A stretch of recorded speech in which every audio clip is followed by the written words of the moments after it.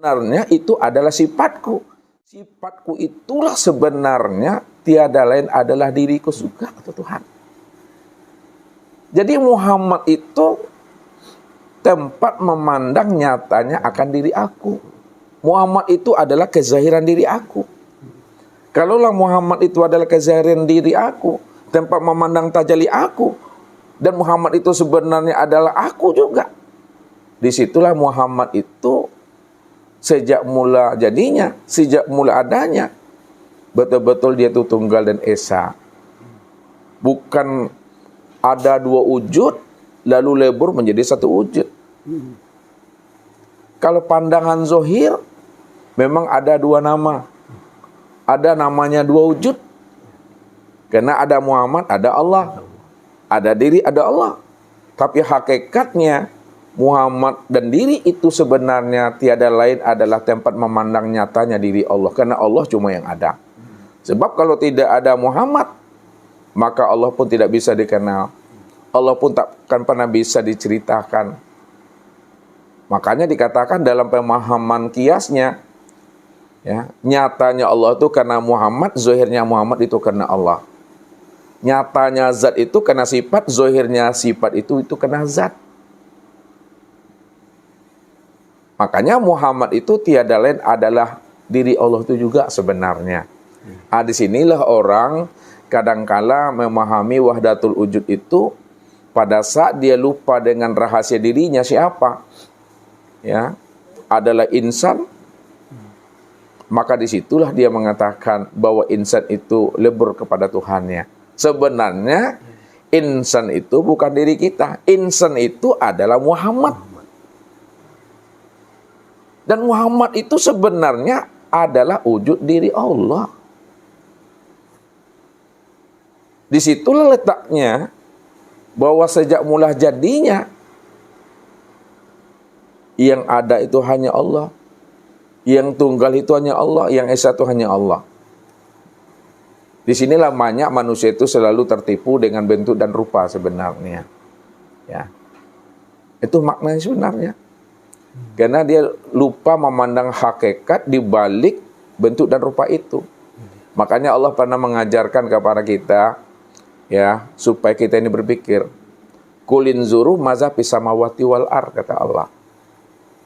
Perhatikanlah olehmu, lihat olehmu apa yang tersembunyi di balik langit dan bumi.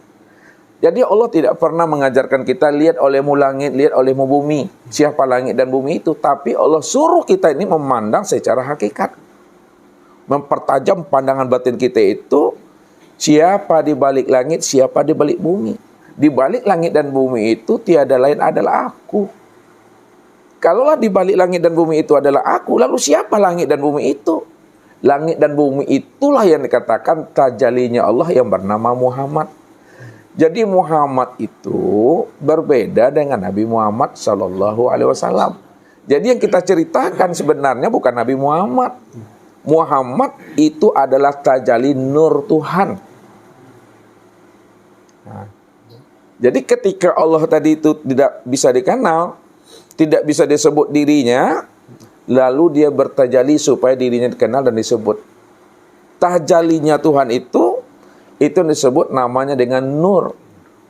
Ketika tajali Tuhan itu yang disebut namanya nur, nyata dia menjadi sekalian langit dan bumi, menjadi sekalian makhluk, sempurnalah. Sekalian langit dan bumi, alam dan makhluk itu sempurna pada diri insan. Maka itulah yang disebut namanya Muhammad. Maka secara makna zohirnya yang Muhammad itu adalah sekalian langit ini dan sekalian bumi. Artinya apa?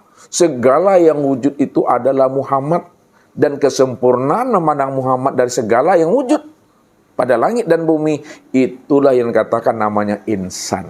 Jadi insan itu sebenarnya Muhammad. Muhammad itu tiada lain adalah tajali diriku. Ku itu maksudnya Allah. Itulah maknanya Muhammad itu adalah aku, dan akulah yang Muhammad itu. Inilah maknanya Allah itu adalah zat, Muhammad itu adalah sifat. Makanya kita mesti dudukkan lebih dahulu mana yang dikatakan Muhammad yang disebut sifat itu. Jadi yang dikatakan sifat itu adalah zat yang disifati. Kalaulah Muhammad itu adalah sifat dan sifat itu adalah zat yang disifati, maka makna yang sebenarnya bahwa sifat itu itulah sebenar-benarnya zat itu yang sebenarnya. Nah, jadi kalau diuraikan secara mendalam dia, Allah itu nama daripada diriku. Sedangkan Muhammad itu nama daripada wujud diriku. Sedangkan insan itulah kesempurnaan untuk memandang diri dan wujud diriku yang bernama Allah dan Muhammad. Maka kesempurnaan memandang Allah dan Muhammad itu nyatalah pada insan. Maka disitulah insan itu tiada lain rahasia aku. Al-insanu siri wa siri sifati wa sifati la ghairi. Insan itu adalah rahasiaku, rahasiaku itu adalah sifatku, sifatku itu sebenarnya aku itu, kata Allah. Maka ketika manusia lupa dia memandang siapa rahasia dirinya, lalu dia ingin mengenal Allah, lalu disitulah dia mengatakan setelah dia mengenal Allah, dia dirinya pun nyatu dengan Tuhan. Sebenarnya diri manusia itu sejak mula jadinya nggak pernah ada. Cuma karena manusia tidak mengenal akan rahasia dirinya, dia tidak mau keluar dari dirinya. Dia mengira dan menyangka dia punya wujud. Dia mengira dan menyangka dia punya sifat. Disitulah dia ingin mencari dan menemui Tuhannya. Dengan cara mengenali dan menemui akan sejati dirinya. Setelah insan itu mampu menemui dan mengenali akan sejati dirinya, disitulah dia sadar sesadar-sadarnya bahwa dirinya sejak mula jadinya nggak pernah ada. Yang ada itu hanya Allah. Kalau Allah cuma yang ada, bahwa dirinya inilah kenyataan dirinya Allah. Itulah yang dikatakan Allah dengan Muhammad, Muhammad dengan Allah itu esa, tunggal. Ya, inilah pandangan orang yang kasab, pandangan orang yang arbilah itu mesti mampu memandang ya hakikat di balik yang syariat. Mesti mampu memandang hakikat di balik rupa dan bentuk. Satu contoh Ustaz katakan yang selalu orang sulit kadangkala untuk menyikapinya. Kenapa sulit menyikapinya? Ketika kita berbicara tentang hakikat, dia memahaminya secara syariat. Ketika kita buka secara syariat, dia pula memahami secara hakikat. Jadi dalam bahasa Ustadz, ya tentu tidak nyambung dia. Contoh lah misalnya, ini namanya lapangan badminton. Lapangan badminton itu kita jadikan untuk main bola. Tentu terlampau kecil ya. Atau lapangan bola kita lakukan untuk main badminton di situ, terlampau besar di situ. Ukuran baju kita S, kita pakai ukuran SL, itu tidak masuk ya. Ukuran kita SL pakai S, tentu sempit. Maksud Ustadz, kalau kita berbicara hakikat, kita mesti memahami maknanya secara hakikat. Nah, kalau kita berbicara tentang syariat, kita mencoba memahami secara syariat. Jadi ada keserasian tadi dalam memahaminya. Nah, sekarang memang Allah itu tidak boleh dicontohkan. Kan Allah itu bersifat laisa kamitsli syai'un mukhalafatul lil hawadis lam yakul lahu kufuwan ahad. Tapi kenapa mesti muncul contoh? Kenapa mesti muncul namanya perumpamaan dan misal? Contoh, misal dan perumpamaan itu untuk mengambil paham. Makanya ulama selalu mengatakan ma yakhruju baina syafatai ilal isarati wal iktibar. Apa yang keluar dari dua bibir ini itu hanya menunjukkan suatu isyarat dan iktibar saja. Artinya apa? Pahami makna di balik apa yang disampaikan dan diucapkan itu. Jangan hanya sekedar mendengar kalam yang keluar dari lisan, tapi tidak mampu kita mengambil patinya, sarinya di balik apa yang diucapkan dan disampaikan. Makanya Allah di situ ya mengajari manusia itu dengan perumpamaan dan kias, dan Allah mengajari namanya hewan ternak itu dengan cambuk. Jadi walaupun Allah itu tidak boleh diumpamakan dan dicontohkan, tapi maksudnya contoh dan perumpamaan itu untuk menghantarkan sesuatu paham. Walaupun bukan itu yang sebenarnya. Ya, jadi kata-kata itu hanyalah untuk menghantarkan kita kepada makna yang dituju. Di balik Apa yang kita pahami itu? Nah, contoh maksudnya kata Ustaz. Ini gelas. Kemudian ini anggaplah piring namanya. Ustaz tidak tahu apa namanya ini, tada namanya nih. Anggaplah piring. Nah, piring dengan gelas ini asalnya adalah kaca. Ya. Sekarang kaca itu sudah bertajalli. Ya. Tajalinya itu sudah berupa gelas dan sudah berupa piring. Nah, ketika tajali kaca itu sudah berupa piring dan gelas, maka disitulah manusia ya tidak mampu memandang kaca pada gelas, tak mampu pula memandang kaca itu pada piring. Padahal gelas dan piring inilah yang dikatakan namanya rupa kaca. Gelas dan piring itu yang disebut namanya wajahnya kaca. Gelas dan piring itu yang disebut namanya kenyataan kaca. Apa sebabnya manusia tidak mampu memandang kaca pada piring dan pada gelas? Karena dia selalu tertipu memandang bentuk dan rupa kaca, rupa piring dan rupa gelas itu. Nah sekarang, bagaimana cara kita supaya kita ini mampu memandang kaca itu betul-betul nyata pada piringnya, nyata pula kaca itu pada gelasnya. Nah, supaya bisa kita memandang kaca itu nyata pada piring dan gelas, maka jalannya itu hancurkanlah bentuk gelas ini sehancur-hancurnya, dan hancurkan pula lah bentuk piring ini sehancur-hancurnya. Maka ketika bentuk piring dan gelas itu telah hancur sehancur-hancurnya, maka disitulah nyatanya kaca itu yang sebenarnya.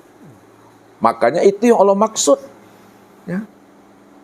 Kulin zuru mazhabi samawati wal ar. Lihat olehmu wujud yang sebenarnya di balik langit dan bumi itu. Kalau kita memandang langit dan bumi, lupa kita di balik langit dan bumi itu siapa sebenarnya. Itu tiada lain adalah zat. Kenapa kita manusia ini tak mampu memandang Allah? Kenapa kita ini tak mampu memandang Tuhan? Karena Allah itu, ilah itu, Rabb itu sangat nyata, sangat terang, sangat jelas. Wa zahirun wal batin. Allah itu zahir, Allah itu namanya batin. Kalau Allah itu zahir, karena dia cuma yang ada, dia cuma yang wujud, dia cuma yang tunggal, dia yang katakan wahdatul wujud. Kenapa manusia tak mampu memandang kewujudan Allah, ketunggalan Allah, keesaan Allah itu padahal dirinya cuma yang ada. Jadi yang menyebabkan manusia tidak mampu memandang kewujudan dan kezahiran Allah yang maha nyata dari segala yang ada. Padahal dia cuma yang ada. Karena hatinya ini masih dalam keadaan zulumat. Hatinya itu masih dijajah, dirantai dan belenggu oleh namanya nafsu dunia dan akal fikirnya. Jadi barulah hati ini dan akal ini mampu memandang kewujudan dan kenyataan Allah secara wujud tunggal apabila hati dan akal ini telah beriman dia. Lalu bagaimana jalannya untuk memandang Tuhan, memandang kewujudan Allah? Sampai-sampai Allah mengatakan, wa nahnu aqrabu ilai min hablil warid. Kami ini, diri aku ini, kata Allah, lebih dekat dengan dirimu daripada dekatnya urat nadimu itu pada tengkuk lehermu. Artinya apa? Kalaulah tengkuk leher kita, ya, yang ada pada diri kita ini dekat dalam pandangan kita, maka Allah itu lebih dekat lagi dengan diri kita ini dibanding dekatnya urat leher itu pada tengkuk leher kita ini. Kalau rasa dan perasaan itu dekat pada diri kita dibandingkan dengan Allah, Allah itu lebih dekat lagi dengan diri kita ini dibanding rasa dan perasaan itu. Kalaulah hidup itu dekat dengan diri kita, maka Allah itu lebih dekat lagi dengan diri kita daripada hidupnya itu pada diri kita itu. Tapi kenapa manusia tak mampu memandang akan kewujudan Allah? Karena manusia itu selalu tertipu memandang bentuk dan rupa. Lalu bagaimana supaya dia bisa memandang Allahnya? Maka fanakanlah diri kita ini. Leburkan diri kita ini. Kalau bahasa Nabi, matikanlah dirimu sebelum dirimu mati. Kalaulah wujud kita itu telah mati, sifat keakuan diri kita itu telah mati, telah fana, telah lebur, telah hilang, maka disitulah nyatanya wujud dan sifat Allah yang berdiri dengan sendirinya. Nah, baru kita bisa paham Allah cuma yang wujud, baru kita mengerti bahwa Allah cuma yang bersifat. Setelah kita mampu menghancurkan wujud keakuan diri kita itu pada diri sendiri. Bahasanya ketika kita mau keluar dari diri kita, ketika itulah nyatanya wujud dan sifat Allah itu nyata senyata-nyatanya pada insan. Karena insan itu adalah diriku, kata Allah, bukan dirimu. Al-insanu sirri wa ana sirrahu. Lalu bagaimana cara menghancurkannya wujud diri ini? Bagaimana cara memfanakan sifat diri ini? Nah, kita lihat contohnya. Kita lupa memandang, ya, menilik akan kewujudan Allah pada diri, karena kita tidak mampu menghapuskan diri. Kalau pada manusia menghapuskannya, memfanakannya. Kalau pada gelas ini dihancurkan namanya. Ya. Nah. Pertama tubuh, hati, ruh, sir. Nah, nanti, ya. Ketika kita memandang, ya, tubuh, ya, berbuat, bergerak, ya, melangkah, melihat, mendengar, berkata dan sebagainya. Jadi dalam pandangan mata basaria kita, mata zuhir kita, nampaklah tubuh ini yang berbuat sebenarnya. Secara pandang basaria. Pandang basaria itu pandangan mata zuhir, mata luar namanya. Nampak ini yang berbuat, yang melangkah, yang berjalan, yang mengambil, ya kan? Namun dipandang dengan pandangan bata basiro, pandangan mata hati, sebenarnya yang berbuat itu bukanlah tubuh ini. Yang berbuat itu sebenarnya secara nyata itu adalah hati. Ini yang dikatakan, yang zahir ini menunjukkan yang batin. Jadi hati inilah sebenarnya nyata-nyata yang berbuat. Kita mau kemana, mau ke pasar, mau ke masjid, mau ke rumah kita, ini sebenarnya nih yang memerintahnya. Inilah perbuatan yang nyatanya sebenarnya. Jadi pandangan zahir nampak tubuh, pandangan batin nampaklah hati yang nyata-nyatanya berbuat. Ini yang pertama. Berarti dah fana nih. Pandang fana itu pandang di balik perbuatan tubuh itu. Nah, ini hati. Setelah nyata hati berbuat dalam pandangan zuhir kita, lalu pandang pula lagi pandangan dengan pandangan hati kita, pandangan batin. Apa yang diperbuat oleh hati, apa yang dikehendaki oleh hati, itu sebenarnya nyatanya perbuatan atau kehendak ruh sebenarnya. Kalau tidak ada kehendak ruh, tak ada keinginan ruh, maka tak nyatalah pada hati. Tak memberi gambaran dia, tak memberi cerminan dia, tidak memberi bias dia kepada hati. Jadi apa yang diperbuat oleh hati, itu nyatanya perbuatan ruh itu sebenarnya. Nah, tilik lagi ke dalam. Apa yang diperbuat oleh ruh, sebenarnya itu nyatanya perbuatan sir, rahasia. Maka rahasia inilah sebenarnya yang berbuat pada ruh itu, bukan ruh. Karena di balik ruh itu ada sir namanya rahasia. Kita tilik lagi dengan hakikat mata hati namanya. Ya. Ditilik dengan pandangan hakikat mata hati, apa yang diperbuat sir itu sebenarnya nyatanya perbuatan zat yang bernama Allah itu. Karena inilah yang katakan namanya wujud yang tunggal. Ini yang dikatakan namanya wujud yang esa. Ini yang disebut namanya wahdatul wujud. Itu ini dia yang berdiri dengan sendirinya. Jadi pandangan seperti ini disebut namanya pandangan tarki namanya. Pandangan tarki itu memandang dari bawah ke atas. Jadi pandangan itu mesti dipahami begini. Ada kita itu melihat dengan ro'ah. Ada melihat dengan nazar. Ada melihat namanya dengan basir, ada melihat namanya dengan absar. Nah, apa bedanya? Melihat dengan ro'a itu dengan mata zahir, nampaklah tubuh ini yang berbuatnya. Dilihat dengan pandangan nazar, melihatnya dengan hati, maka nampaklah ini hati ini yang berbuat rohani ini. Dilihat dengan pandangan basir, maka itu artinya kita melihat namanya dengan mata hati, yang nampak berbuat itu adalah ruh. Melihat dengan pandangan absar, maka kita melihat dengan hakikat mata hati, maka yang nampak adalah sir. Siapa sir itu sebenarnya? Di balik sir itu siapa? Di balik sir itu, ya, pandangan yang kasab, pandangan muka siapa? Itu tiada lain aku, kata Allah. Kan aku cuma yang esa, aku cuma yang ada, aku cuma yang tunggal. Ini namanya pandangan tarki. Nah, sekarang bagaimana kita memandangnya dari atas ke bawah lagi, yang disebut namanya dengan tanazul. Nah, kata Allah, nyatanya kudrat dan iradat zat yang bernama Allah itu pada sir, maka kelihatanlah sir ini berbuat. Kenapa? Karena nyatanya perbuatan kudrat dan iradat zat yang bernama Allah itu pada sir, maka nampaklah dalam pandangan mata ini, sir ini yang berbuat.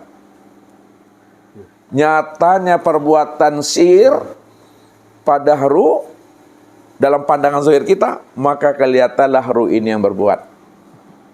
Nyatanya perbuatan ruh pada hati, pandangan mata zahir ini, maka kelihatanlah hati ini yang berbuat. Nyatanya perbuatan hati pada tubuh dalam pandangan mata zahir, maka nampaklah tubuh ini yang berbuat. Nah, ini yang disebut namanya dengan tanazul. Sekarang kita patrikan dia. Pandangan tarki telah kita lakukan, pandangan tanazul juga telah kita lakukan. Bagaimana kita menyatukan antara yang zahir dengan yang batin, antara yang batin dengan yang zahir, itu disebut nama pandangan yang tahqiq. Pandangan yang tahqiq itu pandangan yang sebenar-benar pandang, kesempurnaan pandang. Apa yang diperbuat oleh tubuh, dia bergerak, dia berjalan, dia makan, dia minum, dia melihat, dia mendengar, dia berkata, dia mengetahui, dia berkehendak, dia hidup, ya. Dia berdiri, dia ruku, dia sujud, dia duduk. Itu sebenarnya pandangan yang putus, pandangan yang muka siapa. Itu sebenarnya nyatanya perbuatan zat ini ya. Ini ya, nyatanya perbuatan zat. Inilah yang Allah maksud. Wallahu khalaqakum wa ma ta'malun. Dalam bahasa terjemahnya, Allah lah yang menciptakan kamu dan apa-apa yang kamu perbuat. Secara syariat ada bahasa Allah menciptakan. Secara syariat ada Allah menjadikan. Sebenarnya hakikat sebenarnya karena Allah cuma yang ada. Bahwa apa yang diperbuat oleh kamu itu nyatanya diriku. Yang menjadikan dirimu itu yang jadi dirimu. Nah, itu maksudnya. Yang menjadikan manusia itu yang jadi manusia. Yang menjadikan insan itu jadi insan. Yang kedua, wa ma tasyauna illa ayyasha Allah. Tidak ada manusia, insan mampu berkehendak dan berkeinginan, melainkan dia berkehendak dan berkeinginan itu nyatanya kehendak dan keinginan aku. Karena yang insan itu aku sebenarnya.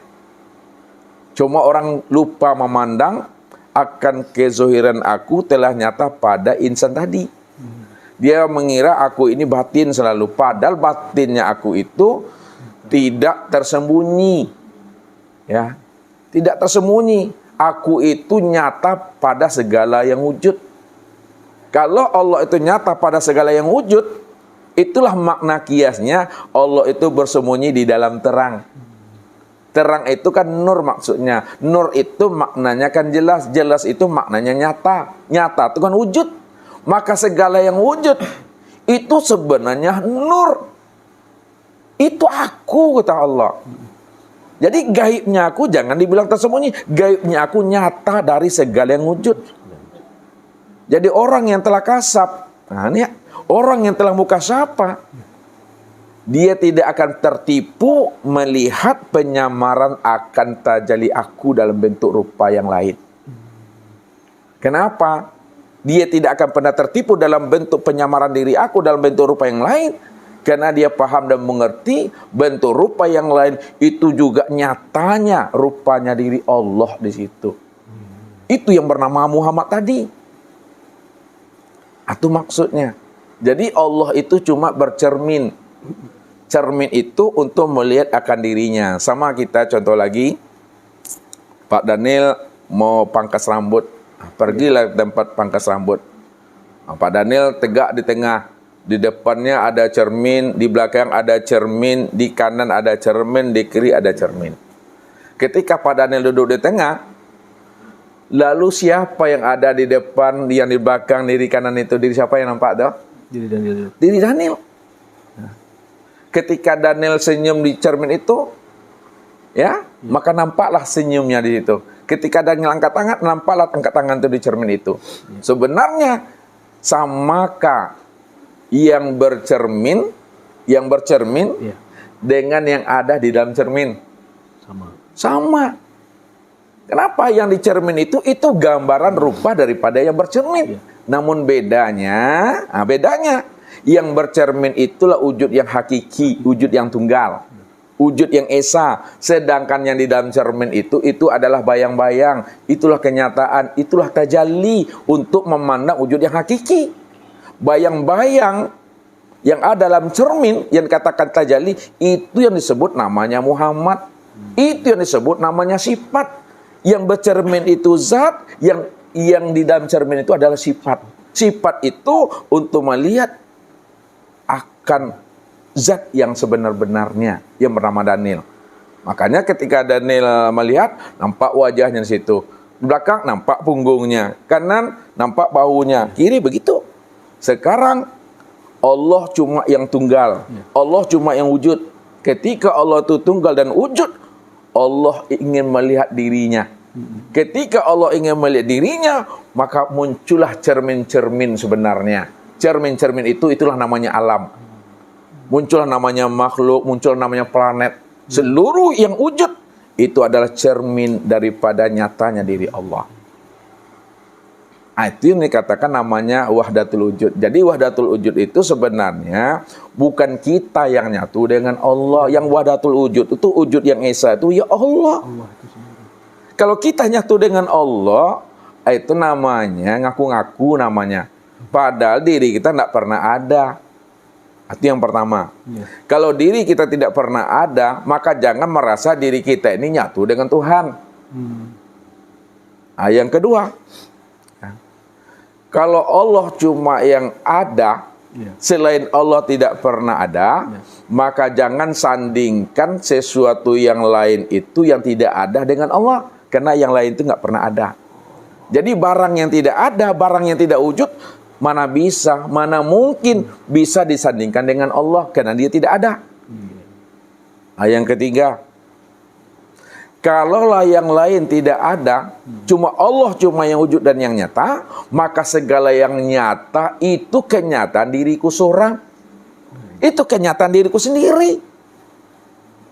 Itulah maknanya laisa kamitslihi syai'un. Allah tidak pernah bisa diserupakan dengan sesuatu karena sesuatu tidak ada. Kalau sesuatu tidak ada, bagaimana mungkin diserupakan oleh dengan sesuatu? Kalau kita katakan ada sesuatu, sesuatu itu juga adalah kenyataan diriku. Yang menjadikan sesuatu itu yang jadi sesuatu. Yang menjadikan sesuatu itu yang nyata pada sesuatu. Kalau yang menjadikan sesuatu itu yang nyata pada sesuatu, yang menjadikan sesuatu itu wujud pada sesuatu, sebenarnya sesuatu itu aku, kata Allah. Itulah wujud diriku yang bernama Muhammad itu. Itulah maknanya Muhammad dengan Allah, Allah dengan Muhammad tidak akan pernah bisa diceraikan.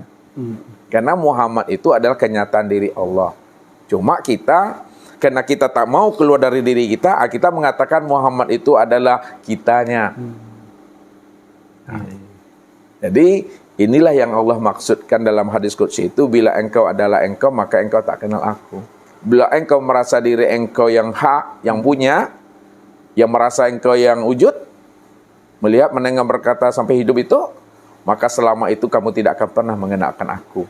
Tapi bila engkau tidaklah engkau, apabila engkau sudah keluar dari engkau sebenarnya, tak ada engkaunya yang wujud, tak ada engkaunya melihat, mendengar, berkata sampai hidup itu, barulah kamu sadar sesadar-sadarnya bahwa yang wujud, yang bersifat, yang melihat, mendengar itu aku. Terakhir, kata Allah melalui lisan nabinya, man arafa rabbahu fasadal jasad. Siapa yang telah mengenal Tuhannya, siapa yang telah mengenal aku, pasti hancur dirinya, pasti hapus dirinya. Kenapa setelah dia mengenal aku baru hapus dirinya? Karena akulah yang ada sebenar-benarnya, yang nyata pada dirinya itu. Hapus dan hancur itu maksudnya hapusnya keakuan dirinya, yang merasa diri itu ada itu. Tapi kalau merasa diri ada, merasa diri hak punya, itu yang katakan wujuduka zanbun, adanya wujud dirimu itu adalah dosa. Mungkin gitu Pak Daniel untuk membuka akan rahasia ini sebenarnya. Jadi orang-orang yang menyalahkan Siti Jenar, kemudian Abu Mansur Al-Halad, ya, kemudian Ibnu Arabi, Hamzah Fansuri sebenarnya karena mereka tak mampu mengenal dan memahami makna yang tersirat di balik kata-kata yang diungkapkan oleh orang-orang makrifat itu. Dia hanya mampu menerima dengan akal. Akal ini hanya mampu menerima yang sifatnya empiris, yang nyata itu. Artinya apa? Baru dia mengatakan itu benar kalau masuk akal. Kalau tak masuk akal itu tidak benar, sesat dan salah. Itulah tuh. Jadi ada satu wilayah yang tidak mampu dijangkau oleh akal situ. Itulah wilayah qalbu, itulah rohani itu. Jadi kalau akal mampu menerimanya, itu disebabkan akal itu telah mengimani Tuhannya yang sebenar-benarnya. Tapi selama akal tidak beriman dan tidak mau diimani, maka selama itu akal itu tetap akan menjadi iblis dia. Ini yang Ustaz maksudkan tadi, kalau orang bercerita tentang hakikat, dipahami dengan hakikat, dengan rasa sebenarnya, ikut. Jangan orang cerita hakikat, kita memahami secara akal tak masuk dia. Makanya dalam paham tauhid, banyak istilah-istilah yang mesti kita pahami secara ruhaniah. Makna fana aja lah. Ya, orang selalu mengatakan fana. Ini di dalam gelas ini ada air. Kemudian ini ada es. Dia mengira begitu. Ini es, ini ada air di dalam gelas ini.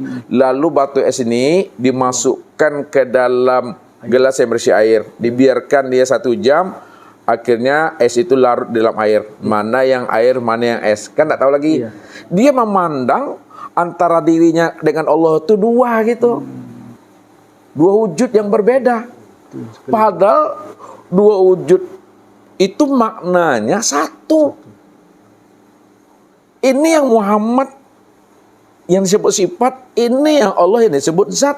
Namun Muhammad dan Allah itu bukan seperti ini dia. Ini menggambarkan bahwa hakikat sifat itu sebenarnya adalah zat. Dipahami secara akal. Ini manusia fana dia kepada Tuhan, lebur dia kepada Tuhan. Padahal dia nggak sadar bahwa dirinya itu nyatanya di Tuhan itu sebenarnya. Cuma dia mengaku-ngaku aja. Karena dia belum mengenal akal sejati dirinya, karena dia tidak mau keluar daripada keakuan dirinya, disitulah merasa dirinya juga ada. Padahal adanya dia itu karena dia adakan. Nah, kan begitu lagi. Sedangkan Allah itu ada dengan sendirinya. Maka segala yang diadakan hakikatnya tidak ada.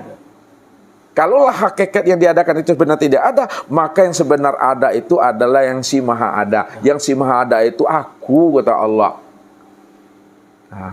Jadi sadarlah kamu, kata Tuhan.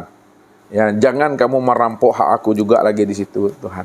Jadi ini yang disalahkan oleh manusia tadi, bahasa fana, bahasa lebur, bahasa wadatul wujud itu dua wujud lalu menjadi satu. Digambarkannya kayak gini contohnya. Ini mengkiaskan, tapi bukan itu makna yang sebenarnya. Makna yang sebenarnya itu pahami di balik contoh itu. Ini cuma memberikan pemahaman, tapi bukan itu contoh yang tepatnya. Nah, jadi kalau kita sempurnakan dengan bahasa kita, setelah kita paham itu namanya lebur, fana, wahdatul wujud. Nah, kita simpulkan dengan bunyi bahasanya, sadari sesadar-sadarnya bahwa diri kita ini sejak mula jadinya tidak ada. Kalau kita sudah sadar sesadar-sadarnya bahwa diri kita sejak mula jadi tidak pernah ada, maka sebenarnya yang ada itu hanya Allah. Kalau Allah itu yang ada, maka diri kita inilah nyatanya Allah itu. Itu yang mesti diimani bahwa diri kita tidak ada. Jadi belajar memahami wahdatul wujud bukan kita ingin jadi Tuhan. Memahami wahdatul wujud bukan kita ingin ngaku-ngaku Tuhan. Belajar tentang wahdatul wujud bukan pula ingin menyandingkan diri dengan Tuhan. Memahami wahdatul wujud itu bahwa yang satu wujud itu hanya aku, kata Allah. Kamu itu nyatanya aku. Aku itulah yang nyata pada dirimu. Anta, ana anta. Engkau adalah aku adalah engkau. Mana ayatnya itu? Itu makna hakikat dari sebuah ayat. Qul huwallahu ahad. Kalau terjemahnya katakanlah hai Muhammad bahwa Allah itu Esa. Itu terjemah makna. Di balik qul huwallahu ahad itu sebenarnya, hei Muhammad, kamu sadarilah, kamu pahamilah hai Muhammad, engkau itu aku itu engkau. Engkau dengan aku dengan engkau itu ahad, tunggal, enggak berpisah. Engkau itu wujud diriku. Karena engkau adalah wujud diriku itu aku beri namanya dengan Muhammad. Disitulah letaknya aku berselindung, aku bersembunyi, aku menjadi rahasia dirimu. Kalau aku sudah menjadi rahasia dirimu, aku telah bersembunyi dalam dirimu, maka rahasiakanlah diriku di dalam dirimu. Makanya disitulah dikatakan man arafallah fahuwallah. Barang siapa yang telah mengenal Allah, bahwa Allah itu cuma yang tunggal, Allah itu cuma yang wujud, Allah cuma yang bersifat, yang melihat, mendengar, berkata, dan hidup, bahwa Allah. Maka yang wujud itulah yang sebenarnya Allah. Yang melihat, yang mendengar, berkata, mengetahui, berkuasa, berkehendak, dan kehendak, itulah yang sebenarnya Allah. Ketika itu, kata Nabi, man arafallah kala lisanahu. Kalau kamu sudah mengenal akan Allah, yang tunggal hanya Allah, yang wujud hanya Allah, maka keluhlah lidahmu. Keluh lidah itu maksudnya tidak ada lagi kata yang mesti bisa diungkaikan, diuraikan. Tidak ada lagi nama akal fikir yang bisa untuk menguraikan dan menganalisanya. Kenapa? Karena memang dirinya cuma yang ada. Oleh karena itu, diamkanlah akalmu. Heningkan akalmu, diamkan hatimu, heningkan hatimu. Heningkan pula lah namanya rasa dan perasaanmu. Disitulah kamu paham dan mengerti. Saya mengertinya bahwa yang wujud dan yang ada itu adalah aku. Itu yang aku yang sejati. Yang aku itu yang mana dirinya? Aku itu suatu kalimat untuk menjelaskan tentang diri Tuhan. Bukan aku itu yang Tuhan. Aku itu sifat. Kenapa aku itu bukan Tuhan katakan sifat? Karena aku itu ucapan. Walaupun aku itu sifat ucapan, namun kata aku itu untuk menjelaskan rahasia diri yang sebenarnya. Yang aku itu yang kosong tuh, yang kosong itu aku. Namun ketika dia mengatakan yang kosong itu aku, lalu dia bersifat di situ. Walaupun dia bersifat, namun dia tidak bersifat. Dikatakan sifat karena diucapkan, dikatakan sifat karena disebutkan. Jadi kalau tidak disebutkan, nggak diucapkan, dia hilang sifatnya. Itulah maknanya. Kesempurnaan ma'rifat itu bukan di kalam. Kesempurnaan ma'rifat itu bukan di kata-kata. Kesempurnaan wahdatul wujud, Allah yang tunggal itu bukan pada ucapan wahdatul wujud. Bukan pengakuan fana dan lebur. Kesempurnaan wahdatul wujud, fana dan lebur itu adalah diam. Diam di dalam paham, paham di dalam diam. Kalau kita sudah paham, sudah mengerti, yalah sama-sama paham dan mengerti aja lah lagi. Yang kata Ustadz, kok bulenya lah bisa digolongkan mah. Orang Minangnya Pak Daniel mah, bule lah bisa digolong picak lah bisa dilayangkan. Kok minum lah bisa minum.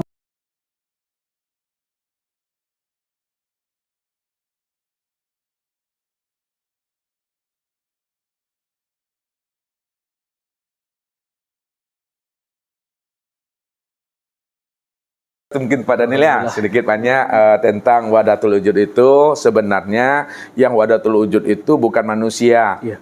Tapi Allah itu yang katakan wahdatul wujud, Dia yang tunggal, kul wallahu ahad. Ya baik Ustadz. Jadi begini, saya kan sebagai masih awam Ustadz, baru belajar. Jadi kesimpulannya bagaimana itu Ustadz? Apakah kita harus masuk ke dalam paham itu, atau kita harus menghindar dari paham wahdatul wujud itu Ustadz? Iya, Mohon penjelasannya Ustadz.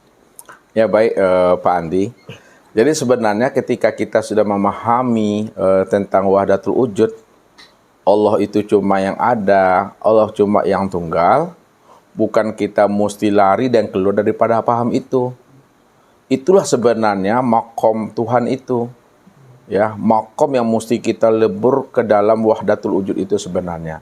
Sebab kalau kita keluar atau lari atau menghindar kita daripada makom wahdatul wujud, berarti masih ada diri kita di situ. Lalu di mana letaknya kita akan mentauhidkan Allah. Jadi makom wahdatul wujud itu makom fana dan bakobilah sebenarnya itu. Memang betul-betul lebur diri kita ini di dalam dirinya Allah tadi. Itu bahasa penyampaiannya. Sebenarnya hakikatnya tidak ada bahasa kita itu lebur ke dalam diri Allah. Karena diri kita nggak ada kan. Diri kita ini kan nyatanya Allah. Cuma bahasa lebur itu bahasa hakikat untuk menghantarkan kepada ma'rifat. Kalau udah sampai kepada ma'rifat, tidak ada lagi bahasa lebur dan bahasa fana itu. Jadi kita wajib mesti sampai naik makom kita itu kepada makom ahad namanya, atau makom Tuhan, atau makom wahdatul wujud. Ya. Jadi ada namanya syariat, ada namanya tarikat, ada nama hakikat, dan ada namanya ma'rifat. Jadi syariat ini menghantarkan kita kepada torikot. Torikot menghantarkan kita kepada hakikat. Hakikat menghantarkan kita kepada ma'rifat. Ma'rifat inilah yang menghantarkan kita kepada penyaksian kepada Allah. Bertatap wajah dengan Allah. Ya, kalau kita sudah sampai pada makom penyaksian bertatap wajah dengan Allah, ketika itulah diri kita itu fana, lebur dan hancur sehancur-hancurnya, yang berdiri hanya Allah semata-mata. Jadi makom syariat ini sebut namanya makom mujahadah. Nah, mujahadah itu kita bersungguh-sungguh untuk sampai berjumpa dengan Tuhan. Sedangkan makom tarikat ini sebut namanya makom muraqabah. Makom bagaimana kita bisa merasakan kehadiran Allah itu pada diri kita ini. Itu namanya muraqabah. Ya. Sedangkan makom hakikat ini sebut namanya makom musyahadah. Makom sudah menyaksikan akan kewujudan Allah nyata pada alam, sempurna pada diri. Sedangkan makom ma'rifat ini sebut namanya makom mukasyafah. Makom yang betul-betul telah terbuka, terang-terang, jelas-jelas tentang rahasia kewujudan Allah itu. Bahwa Allah itulah yang wujud. Wujudnya itu ya zohir dan batin. Nah, wujud Allah itu zohir dan batin. Ya, zohir bukan berarti namanya dia di luar. Batin bukan berarti dia di dalam. Nah, itu ya. Kalau dikatakan dia batin nyata kepada segala sesuatu. Segala sesuatu itulah wujud nyatanya yang batin tadi.